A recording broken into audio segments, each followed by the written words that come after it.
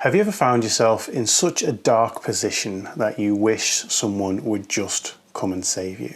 This is something I first experienced as a teenager, and though not the most intense time I ever felt it, I carried that feeling around for such a long time that I genuinely believed that I was incapable of doing anything for myself. After a giant epiphany moment when I was 27, I finally started to realize the power I had in myself. But I'd wasted many years of my life at this point waiting for this white knight to arrive and save me from all my troubles.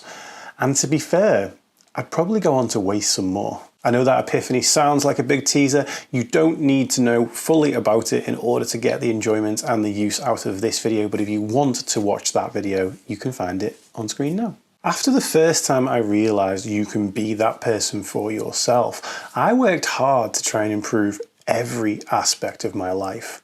I started focusing on my physical health, I started focusing on my mental health, I started focusing on my social circles, on my family, absolutely everything. And in that process, I retrained to become a personal trainer. And in that moment, I found something that had been missing my entire life. I found a purpose. Now, I'd love to say it all ended there. Wrap this up neatly with a bow, find your purpose, get on with your life, and you will be permanently happy. But we all know that's not how these stories tend to go. When I first started as a personal trainer, my favourite thing was the fact that I was out there helping people. This had always been a part of me, a part of who I am.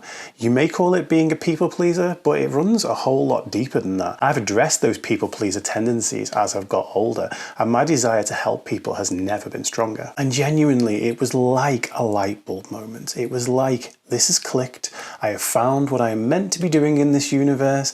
All is good and I shall now be happy forever. And I naively, genuinely believed that. Unfortunately, it wasn't all plain sailing.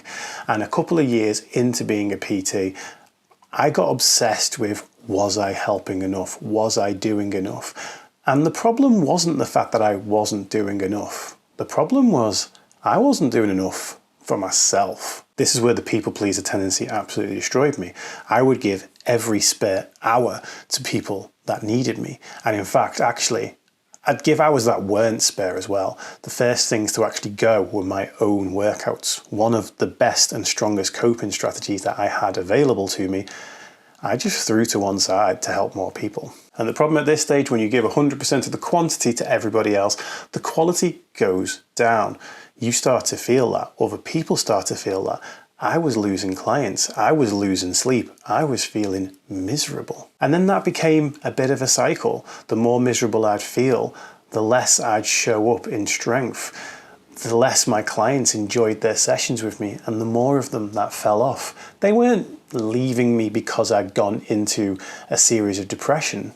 They were leaving me because I was no longer providing for them in the way that I was supposed to in the role I was in. This led to one of the longest depressive periods of my whole life. I spent about 3.5 months struggling to just get off the couch. In fact, I would actually spend entire days lying on the couch, crying, sometimes saying something along the lines of, no one's coming to save me, no one's coming to save me, there is no one to help, no one is coming to help. I'd be repeating those things all the time. And then I had another light bulb moment. No one's coming to save me turned into, no one's coming to save me. I need to do this for myself. Once again, I put myself first. The workouts went back in. The self-care was doubled down on. And by building myself back up again, I felt strong enough to start building my community and my business back up again. Now, as I say, helping others is always going to be a core part of me. So I can't be self-first for too long. When that goes, I'm actually not serving myself anymore because it is a deep need of me to help others. The key for me is finding where that balance lies and realizing that I need to put myself first sometimes so that I can fulfill my own deeper need of helping other people to the best of my ability. But having sat with this thought of no one's coming to save me, there is one thing that I think on a regular basis, which is if I'm thinking this, if I'm feeling this, I can't be the only one. There must be other people that are sat in these places wishing that someone would come to save them. Now, I'm not saying I turned into the white knight in this situation and then rode horseback into everybody's lives and just went around fixing them. But I came up with an idea, a concept called a life a day. And what I would do is I would give an hour of my time for free each day, on average, to a different person. Over the course of a year, 365 different people. Again, I do tend to get carried away with these things, so it went for 3 years, 2018, 19 and 2020. And in that time, I got to spend an hour with over 1,000 different people, helping them out. But that's not really what this story is about. See, within that time, I started working with a guy called Tyrer. He was sharing his story of when he'd been feeling suicidal several years earlier with me. And what he said in that moment was that when he was trying to get up the hill on his bike, he was at his lowest. He was out with his dad on a bike ride, trying to get up those hills, and he had to get off the bike and walk up the hill every single time. And he was feeling just completely defeated and devastated by this. And his dad turned to him and said, "No one's coming to save you. You've got to do this for yourself." Now, the weird thing is, I think if I'd have heard that from an external source, it wouldn't have had the impact on me that it had on Sam. I needed to hear that from me. But we both needed to hear the same message. And this is so true, because there will be people in your life that pull you down, and there will be people in your life that pick you up. But the most important relationship is always going to be the one that you have with yourself. Now, you might be sat there thinking, this just isn't fair. And if you are thinking that, I had that thought too, and we're about to get to it. See, that wasn't the final time that I had a variation of this thought. A few years ago, I needed to go back to therapy. I was struggling with everything that I was trying to do. I was struggling with my identity as a man, my identity as a father. I had a third child on the way. Great time to be struggling with your identity as a father. And I decided to get ahead of it and go back to therapy. My therapist was talking to me about all the help and all the things that I do for other people. The fact that I'm trying to be a father, not just for my own children, but sort of a father or big brother type figure for people across the world. Perhaps even you watching this video right now.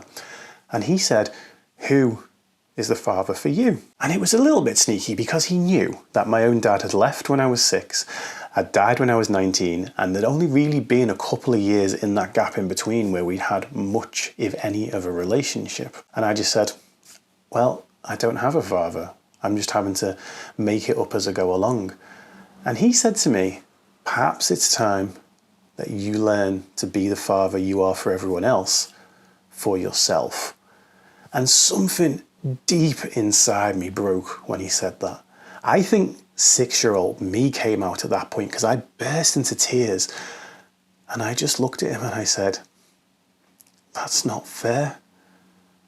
And he was like, "You're right, it isn't fair, but it's what needs to happen." And that right there is the message. Not words that have come from me, words that have come from my therapist. There are so many things in this world that are unfair, but they are what needs to happen. If you have lived through trauma, it is unfair that you should have to do the work to pick yourself back up and get going. But it is what has to happen. Both of these things can be true at the same time. And when I finally understood that, that was what made everything click.